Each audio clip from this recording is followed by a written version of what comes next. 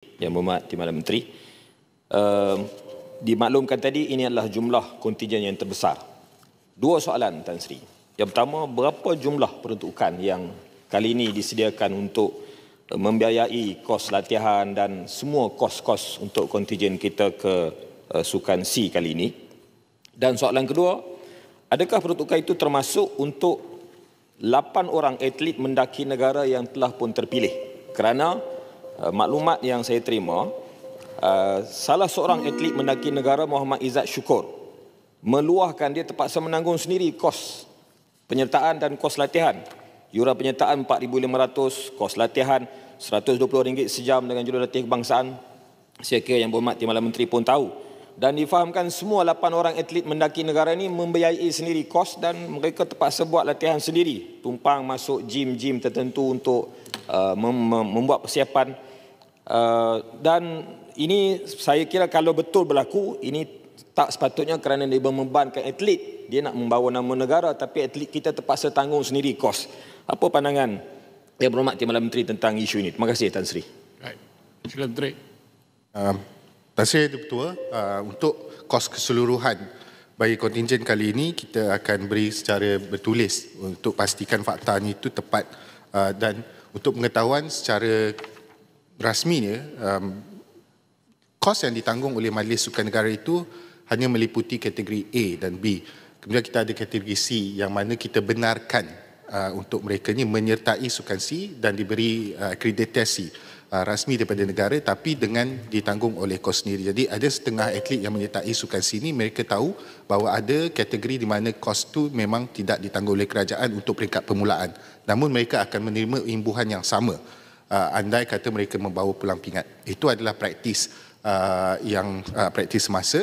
Namun saya akan beri jawapan bertulis untuk pastikan kita boleh beri keadilan yang lebih keadilan kepada fakta, supaya kita tidak sebut perkara-perkara yang mungkin bercanggah dengan kedudukan sebenar, dan ini akan kita rujuk dengan Majlis Sukan Negara. Apa sekalipun sebenarnya memang ada kategori-kategori sukan yang tidak menerima peruntukan awal, namun mereka ini tetap tertakluk kepada apa yang disediakan oleh MSN, dan kita sedia untuk memberi bantuan dan sokongan kewangan mengikut persatuan yang mereka naungi. Mereka boleh sebenarnya memohon kepada Kementerian Belia dan Sukan di luar daripada peruntukan Sukan C tersebut. Erti kata lain, kita ada peruntukan yang telah pun kita siapkan, namun persatuan-persatuan boleh memohon yang mana mereka tidak termasuk dalam peruntukan Sukan C ini, kontingen di bawah Majlis Sukan ini, mereka boleh memohon daripada Kementerian Belia dan Sukan dan juga pihak-pihak lain. Tidak ada halangan dan mereka tetap akan terima imbuhan sekiranya mereka bawa pulang pingat. Ini mengikut kategori seperti yang digaris pandukan. Terima kasih. Baik, seterusnya saya jemput Datuk Seri Dr. Ismail bin Haji Abdul Muttalib Marat. Assalamualaikum warahmatullahi wabarakatuh. Terima kasih Tan Sri Yang Tua. Salam saya nombor 4. Silakan Menteri. Terima kasih Tan Sri Yang Tua. Untuk pengetahuan Dewan, kadar penanaman semula sawit Malaysia pada tahun 2024 adalah sekitar 2%. Kadar ini adalah rendah berbanding kadar penanaman semula sawit yang disasarkan pada kadar ideal sebanyak 4% hingga 5% tahun. Kementerian Perdagangan dan Komuniti sentiasa prihatin dan berusaha dalam mengatasi isu ini yang berpunca daripada banyak sebab. Salah satu daripada sebabnya ialah untuk pekebun-pekebun kecil, dana yang diperuntukkan untuk penanaman semula ini agak kecil. Contohnya pada tahun 2024, kerajaan hanya memberi lebih kurang 100 juta.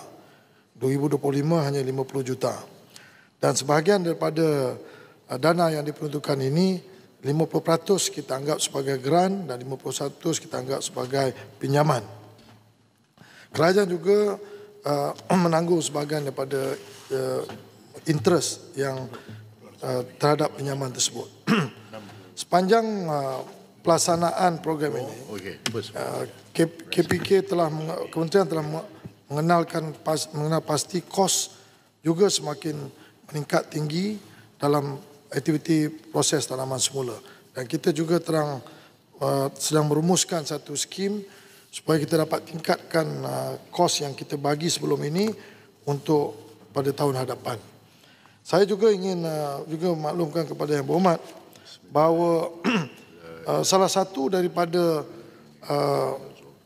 tanaman semula yang sangat rendah ini kepada pekebun-pekebun kecil, contohnya kalau pekebun kecil organize, pekebun kecil yang tersusun hanya 1% pada tahun 2004, pekebun kecil persendirian hanya 0.7%, berbanding dengan syarikat-syarikat besar dia antara 2.5 hingga 3%. Jadi banyaklah isu-isu yang berbangkit ini. Pertamanya ialah apabila harga kelapa sawit tinggi, banyak daripada pengusaha-pengusaha kita ni tidak bersedia untuk menanam semula. Apabila harga meningkat, apabila dia tanam semula, dia takut dia tidak dapat hasil. Itu one of the ni. Nombor dua, apabila harga tinggi, dia dapat jualan yang bagus, dia tak set aside some of the sinking fund untuk tanam semula.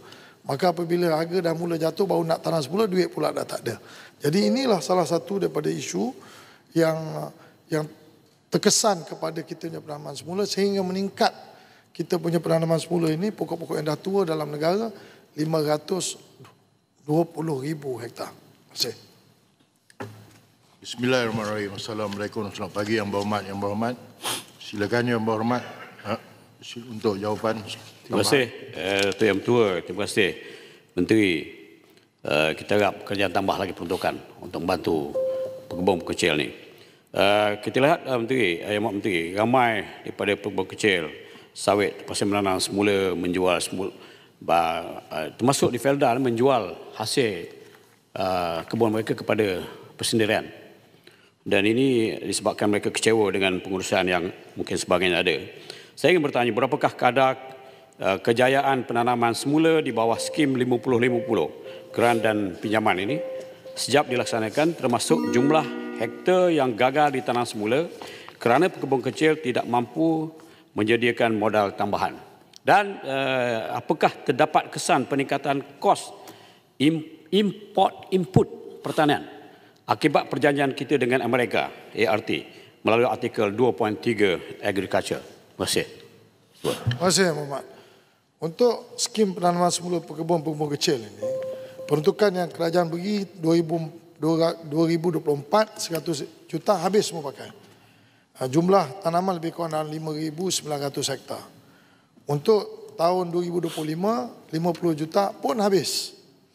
Jadi kalau Yang Berhormat ingat, waktu saya membahaskan RMK 13 dalam jawapan saya, kita minta 1.4 bilion untuk selamatkan industri kelapa sawit kita.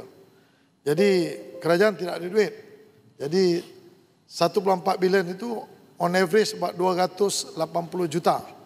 Jadi kita dapat cuma lebih kurang 100 juta, ada shortfall.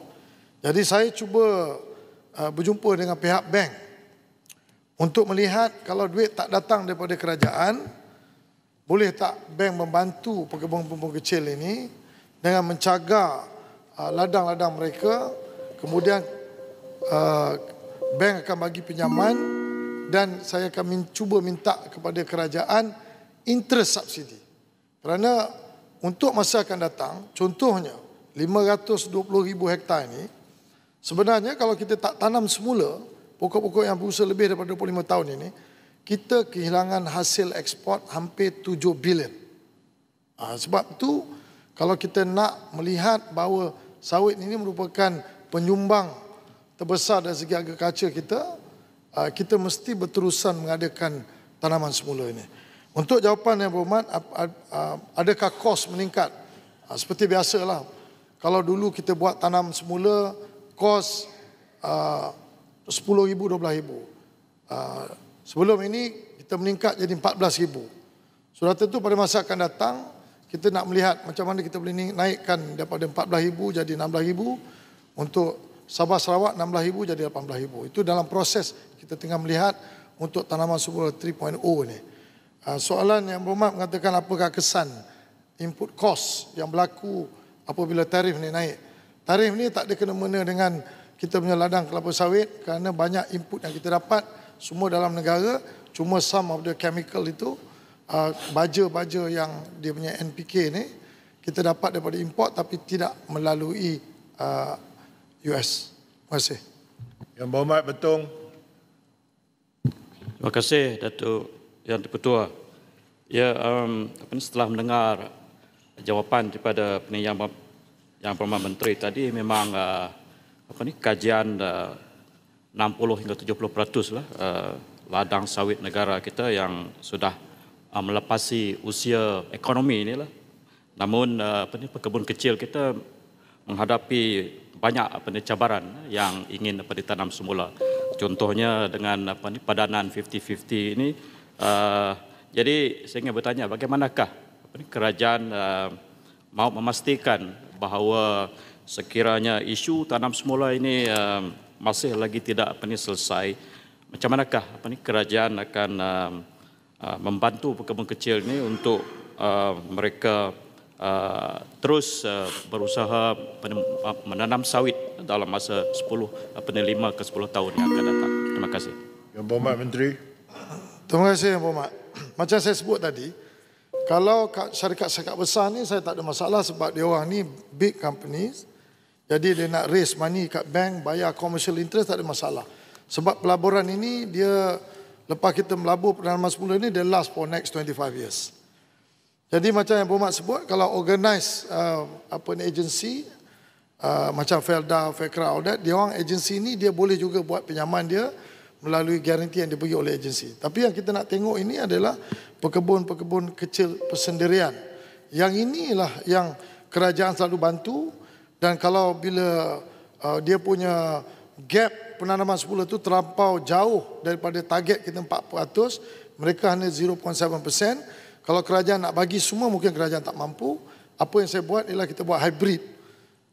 Yang mana kerajaan bagi grant dan juga loan, iaitu kita jalan macam biasa yang selalunya boleh lebih kurang dalam 5,900 hektar. Selebihnya saya nak melihat bagaimana kerajaan boleh bersama-sama bantu pekebun kecil ini dengan mereka bersedia untuk pergi buat pinjaman, tapi kerana dia pekebun kecil jadi selalunya susah nak dapat pinjaman. Jadi kita nak tengok macam mana kita boleh bantu, kemudian kita securekan dia punya security itu melalui tanah dia punya ladang dia, dan kita minta kalau interest itu tinggi, kerajaan cuba subsidai 4% ini dalam proses saya berunding dengan MOF, dan kalau dapat nanti kita akan lancarkan skim yang baru yang selain daripada yang kita buat hybrid. Terima kasih.